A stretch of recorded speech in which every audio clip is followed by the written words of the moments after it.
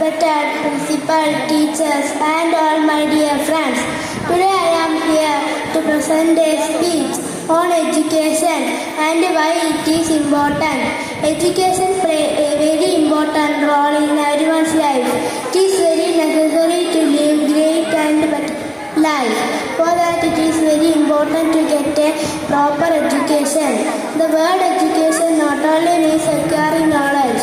The first objective of getting good education is to become a good citizen and then to become a successful person in personal and professional life. Good education will always increase our confidence level and it helps us to determine what is right and what is wrong for us.